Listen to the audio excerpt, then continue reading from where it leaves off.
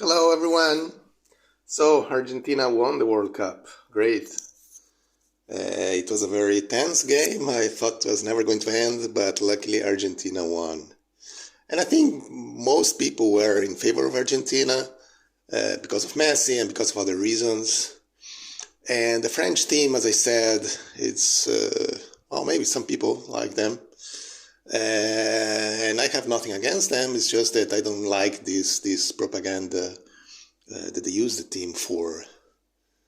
But it's true that France really is a very multicultural country right now.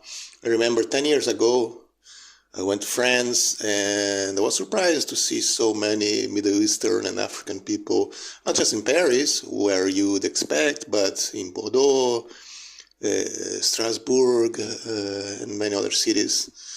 It's really a very multicultural country right now. Is this good? Is this bad? Well, we'll see what happens in the future.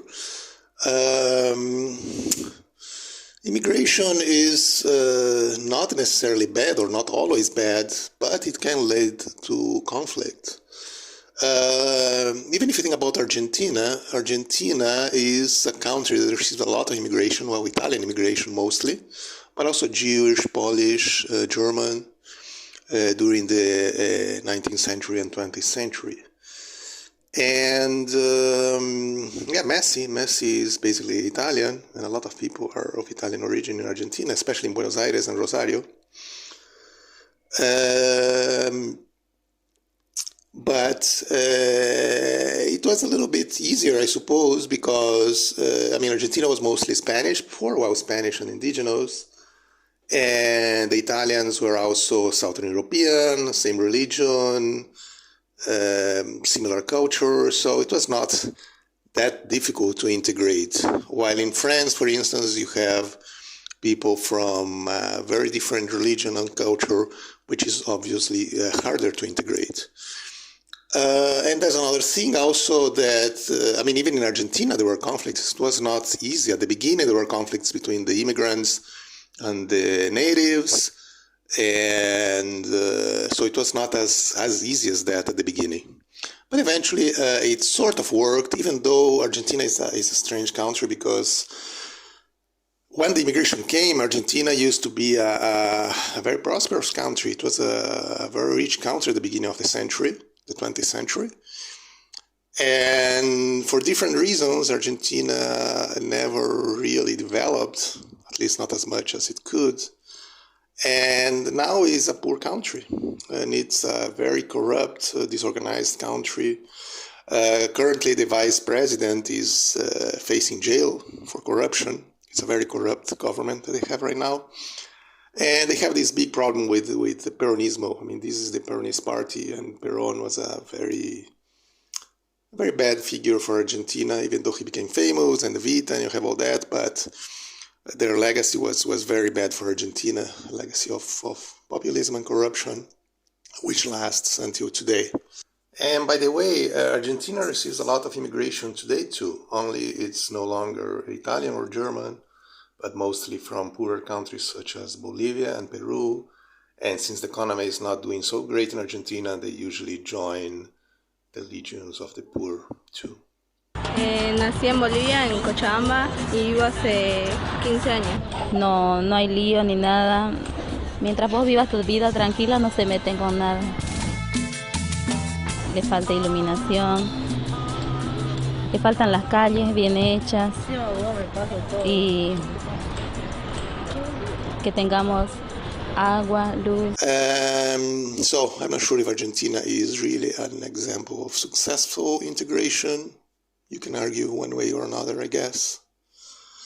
But France, well, it's probably not.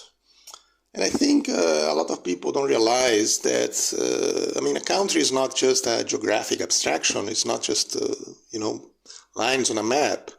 A country is mostly people. People, that's what's important in a country. And even if you think like Ukraine, right? The east of Ukraine in the Donbass area is mostly people who are Russian-speaking and they think they belong to Russia, or they are closer to Russia.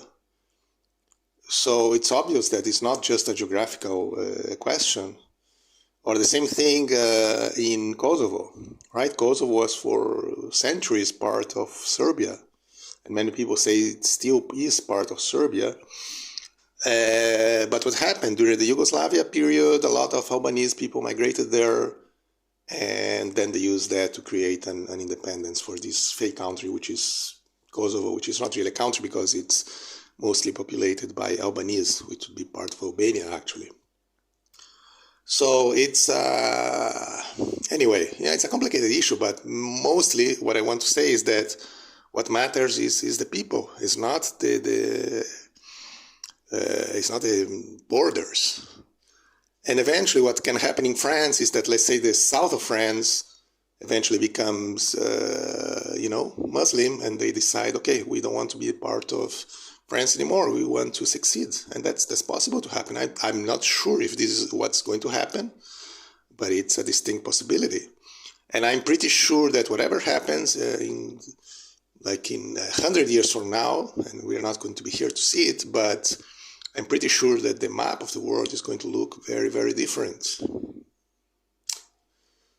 So, I don't know. I'm not necessarily, as I said, against immigration, and I even think a little bit of diversity is not completely bad. But these huge changes that are happening don't look good. They don't. I'm sort of like the idea of having different countries for different ethnicities. It's the whole point of having different countries is that. Otherwise, if every country looks the same, if the population is the same in every country, then why having countries to begin with? And that's more or less the idea that they want to push for this global world, right? It's this kind of global government, global society where all the countries are the same and you really just have the authority in some kind of central organization or government that's going to control all. So I guess that's the idea behind all these changes that are happening.